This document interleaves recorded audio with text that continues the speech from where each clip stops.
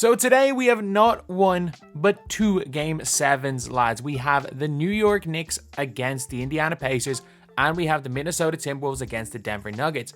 Obviously, one of them is going to be a bit more hyped than the other, in my opinion. Like, actually, you never know. Knicks fans are unbelievable, and it's in New York. A Game 7 in New York versus a Game 7 in Denver against the Minnesota Timberwolves. So it is 2-3 versus 2-6, and we're going to have a little bit of a preview and give some of my predictions for the two games. So the first game is the New York Knicks against the Indiana Pacers. And this has been a crazy series. The Knicks going 2-0 up, the Pacers bringing it 2 back. Like, no one's lost at home yet. And it's not like it's been particularly close games. The first two games of the series were really close. They were really, really close. And then as soon as OG Anunoby went down injured, it just became an absolute... Like, it was 2 blowouts for Indiana, and then a 30-point win for New York, and then a pretty comfortable win for Indiana. So, we're looking at a series that hasn't necessarily had, after the first two games, hasn't necessarily had that many close games. You've just been seeing a lot of blowout wins. And the Knicks also, the fact that OG Anunoby is brought to questionable, I doubt he plays. As well as that, Josh Hart, after getting hurt, but he had to play through the pain.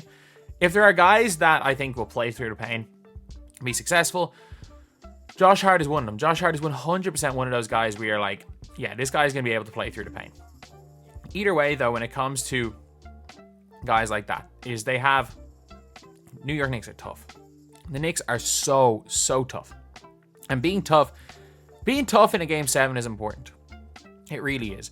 Like, the Pacers are like one of those teams where you're like, front running is a... I'm not even going to say front running is that much of a term to use, but it's like when the Booker thing, it was like everyone's...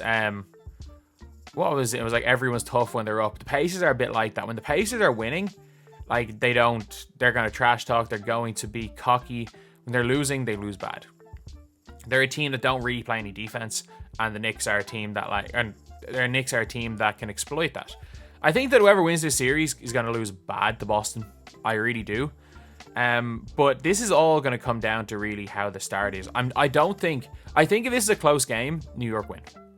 I think tight game down the stretch, Jalen Brunson can pull them through. The Knicks, just grit and determination, will pull them through if this is a close game, which it honestly might be. But if this is a blowout, if the Pacers get a bit of an early lead, I think it's going to be hard for the Knicks to come back into the game. Like, if you're the amount of energy it takes to chase a basketball game, especially with how undermanned the Knicks are, if the Knicks are chasing this game at any stage, it's going to be tough.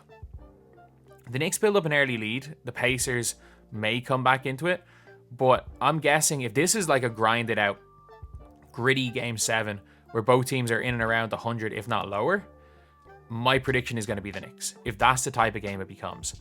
But with just the fact that the Knicks, again, don't really have that much firepower and they have a lot of injuries, there is a situation where the Knicks just get blitzed. The Knicks just get absolutely blitzed early, and if Indiana come out fast and New York can't keep up with them early, I doubt New York are going to be able to come back, especially with their injuries. You've got guys like Josh Hart who are hurt. When things are going well, you can play through the adrenaline. If you build a deficit and the adrenaline goes, it's very tough to play through even slight niggles. So my prediction is the Pacers win this game. I'm going for the Pacers. And like, I'm up for the Knicks. I like this Knicks team. I don't really like the Knicks, but I like this Knicks. I'm wearing a freaking Knicks jersey under this. And I'll be wearing a Knicks jersey on the live stream I will be doing on this channel. I will be wearing a Knicks jersey for that. But still, like, I think that it's so hard to predict this one. But Knicks, just with the injuries, the crowd might bring the Knicks through. I'm still going for the Pacers in a comfortable win. If it's close, New York. I think the fans, everything in New York are going to win that game. Then the big one. We have Dallas versus Minnesota. Minnesota, a tough game 1. A blowout in game 2. Games 2, 3, and 4 were all comfortable for Denver. Or 3, 4, and 5. Then a 50-point game 6 win for Minnesota. So it's really hard, again, to predict this one because there's been so many blowouts. And if you look at the Denver team, Jamal Murray's not been himself. Jamal Murray has not been Jamal Murray. And if your second quote-unquote star isn't being a star, it's tough. And like, you can make the argument that, yes, the best player on the floor in this series has been Nikola Jokic. It is Nikola Jokic. You can make the argument that the second, third, and fourth best players all play for Minnesota. Like, you can also make the argument that Murray isn't even the second best player in his team so far these playoffs. And he's hit a few big shots against Denver or against LA, which he has. He hit some huge shots against LA, but he hasn't really been anything brilliant. Whereas this is where we see what Ant-Man's made of. His first Game 7 of his career, we get to really see what he's made of. Because like, if you look at Ant's playoff run, they didn't stand a chance really. That first year, the Pat Bev year, they looked good. Don't get me wrong, like, they looked good, but like, they're not. They lost that series. I think it was in 6 they lost. His second year in the playoffs, they never stood a chance against Denver. And this year, it's his first time winning a playoff series by sweeping the Suns and running Denver all the way. So this is going to really come down to, like, if Ant goes off for 40 and the rest of the players play competently, it's hard to bet against the Timberwolves. But what's more likely, Ant going for 40 and carrying, or Jokic having a Jokic performance? I think Jokic having a Jokic performance is more likely. Gobert is, again, an unbelievable help side defender. Cat's actually doing a really good job on Jokic being able to body him up. And Jaden McDaniels obviously can play defense too. So the defense that the Minnesota Timberwolves has shown has been crazy. Like, obviously holding the team to 70, but that's not going to happen again. I think that this one is this one's going to be the grind it out. I think that of the two, with just the way that these two teams are and the pressure that's involved, like Minnesota, it's likely whoever wins that gets to the NBA Finals, and it's likely whoever gets that wins the NBA Finals. I'm not going to lie. I'm not going to say it's a formality, but it's likely.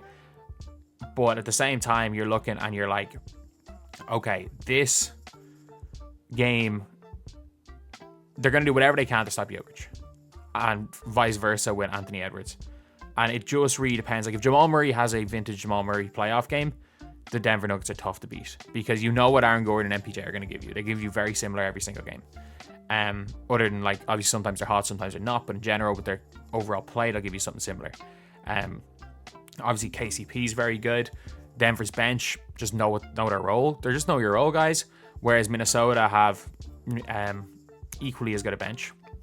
You've got Naz Reid, who can come in and give you something. You've got, obviously, like Sakat. Mike Conley's a veteran point guard.